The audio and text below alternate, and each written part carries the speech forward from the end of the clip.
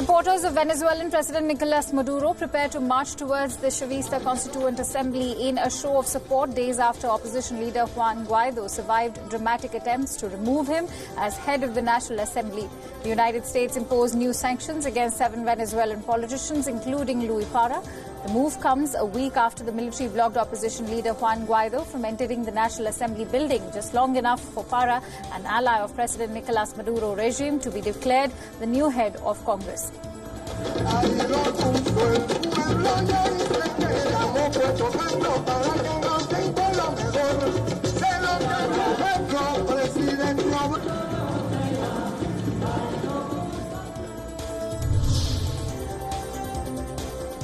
Parisians again battled stamina-busting commutes as a transport strike tracked, with both the French government and hardline unions digging in on the pension reforms that sparked the standoff. There was still major disruption on the Paris metro and the national railway system even after Prime Minister Edouard Philippe announced a major concession to unions at the weekend.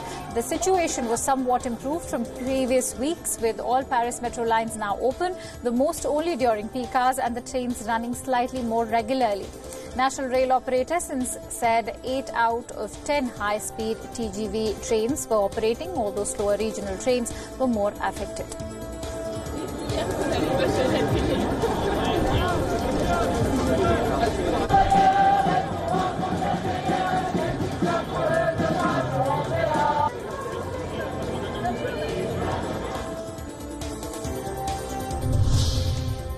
In Marseille, thousands of demonstrators took to the streets again to protest the government's pension reform on the 41st day of a strike. Some potentially significant meetings will be taking place between French government ministers and unions in an attempt to resolve the transport strike.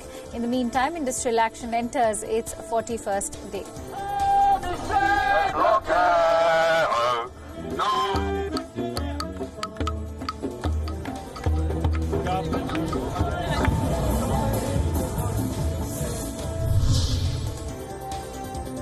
Close to 2,000 demonstrators braved the rainy conditions and took to the streets of Rennes to protest the government's latest announcement in its bid to reform the French pension system.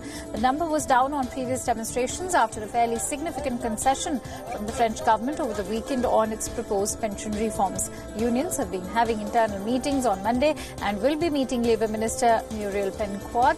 But, however, Well, those meetings go, there is still strike action on Tuesday as the dispute enters day 41.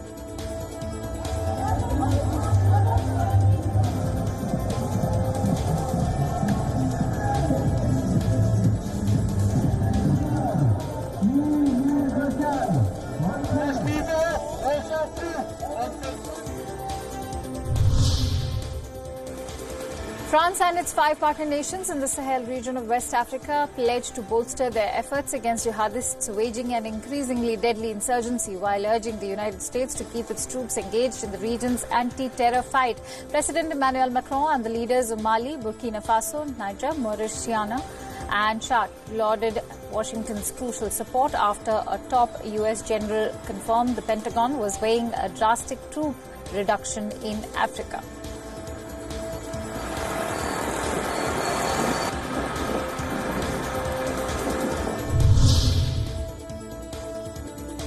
Lebanese security forces fired tear gas outside the central bank during clashes with protesters who retaliated by throwing rocks and other objects. Security forces also fired live rounds into the air. Protesters, predominantly young men with their faces covered, were seen smashing bank storefronts and ATMs to show their frustration with the economic crisis that has hit the country, the worst since the 1975 to 1990 civil war.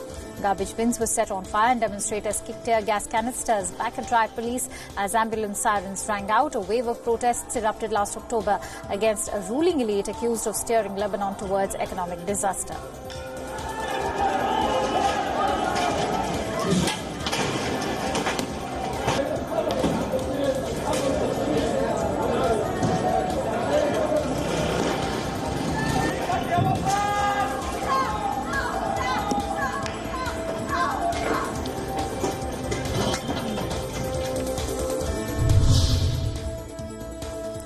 CATALAN regional leader Quim has said that there was no risk of chemical pollution after one person died, another is missing and 6 were injured in an explosion and fire at a chemical factory in northeastern Spain.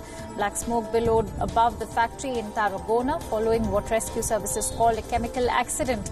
More than 20 fire trucks, 11 emergency medical service vehicles and a helicopter attended the incident. The Civil Defence Agency advised people nearby to stay inside indoors and windows remain shut as a precaution. He also added there is no evidence of a toxic cloud.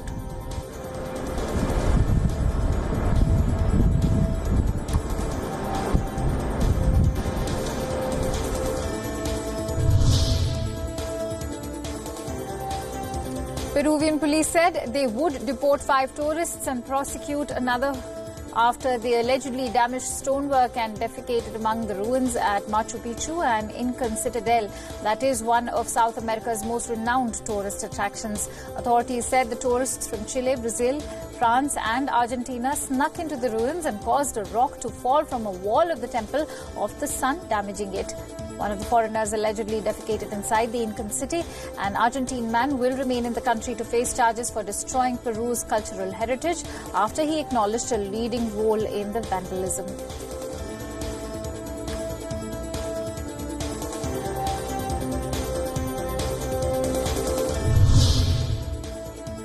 A video shot by 16-year-old Ivan Hernandez from outside his home in Bell Gardens in California shows the aeroplane that reportedly dumped fuel over a Southern Californian elementary en route to an emergency landing at Los Angeles International Airport.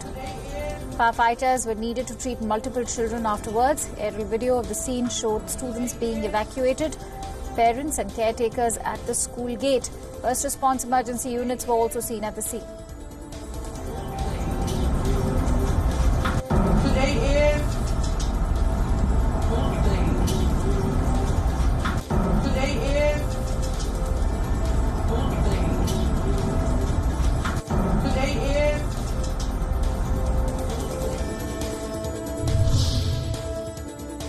Mexico's president and the government has so far failed to sell his predecessor's luxury $130 million plane that he has slammed as a trapping of power and opulence of an out-of-touch ruling elite. The president said the Boeing 787 Dreamliner will return to Mexico after a year-long stay in California as the government explores other options, including sale to a group of buyers or renting it by the hour. The leftist, who lives frugally and takes commercial flights, made selling the plane a campaign promise, along with running an austere government and prioritizing the poor.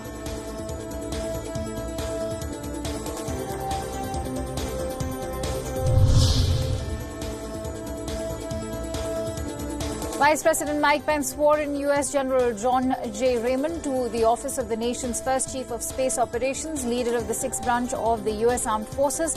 Raymond stressed the importance of the new position to bolstering U.S. military strength and deterring conflicts in space. President Donald Trump created the new Space Force with the signing of Space Policy Directive 4 in February 2019 in an effort to retain U.S. military dominance in space as well as land and air. The new force is the first new branch of the U.S. military in more than 70 years. It will operate under the aegis of the Air Force, the branch currently responsible for space, comparable to the Marines under the U.S. Navy.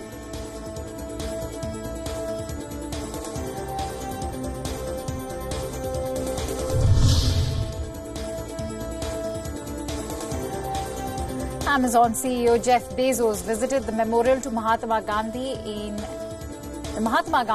Memorial in Delhi after he landed in India on Tuesday. He posted a video where he is seen in a white kurta and an orange half jacket carrying a colourful wreath of flowers on the lawns of the memorial at Rajghat near central Delhi. The e-tail giant's chief executive's visit to India comes at a time when the country's antitrust body Competition Commission has said it is looking into alleged unfair practices by Amazon and Walmart's Flipkart.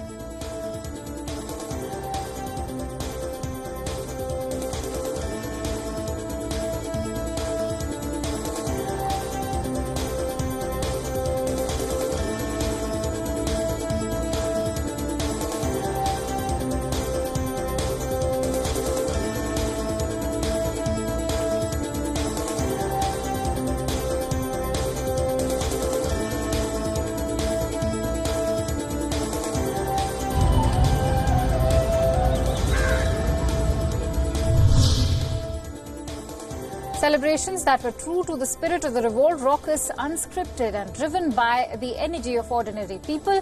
Thousands of people flooded into Bourguiba Avenue in the center of the capital, the same spot where demonstrators massed exactly 1 year ago, forcing autocratic leader Zine al-Abidine Ben Ali to accept his rule was over and flee the country. We're talking about Tunisia. Tunisia has become a model for democratic change in the Middle East, and its revolt has reshaped the political landscape of the region. It inspired revolutions in Egypt and Libya, as well as uprisings in Syria and Yemen, whose outcome is still in the balance.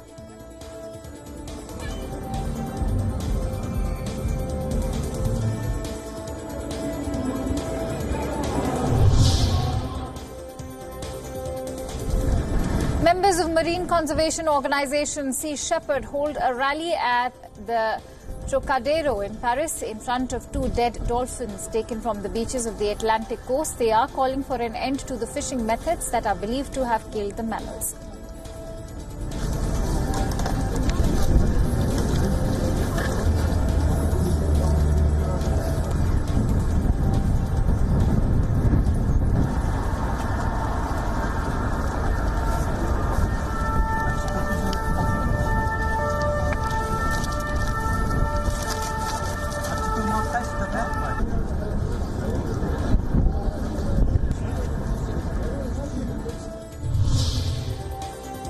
Ice climbing is a relatively niche sport which requires a head for heights and nerves of steel for many.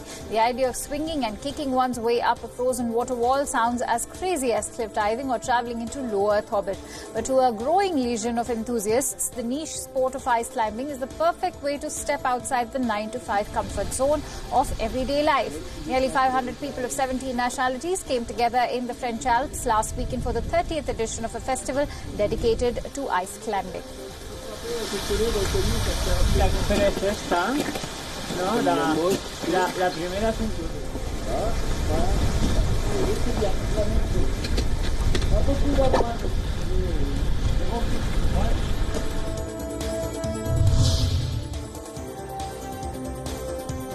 Around 1 million Hindu pilgrims and sadhus gathered at the confluence of the river Ganges and the Bay of Bengal during the Ganga Sagar Mela to take a holy dip on Makar Sankranti, a day with great religious significance in Hindu mythology. Every year, during the auspicious occasion, pilgrims converge at the Sagar Island, 130 kilometers from Kolkata, to take a religious bath at the confluence of the Hooghly River and the Bay of Bengal and offer prayers at Kapil Muni Ashram. The Ganga Sagar pilgrimage and fair is considered as the second largest congregation of mankind after the Kumbh Mela. Considering the importance and magnitude of the event, security forces equipped with CCTVs, hovercraft and copters have upped their arrangements in the area to ensure all-round safety of the pilgrims.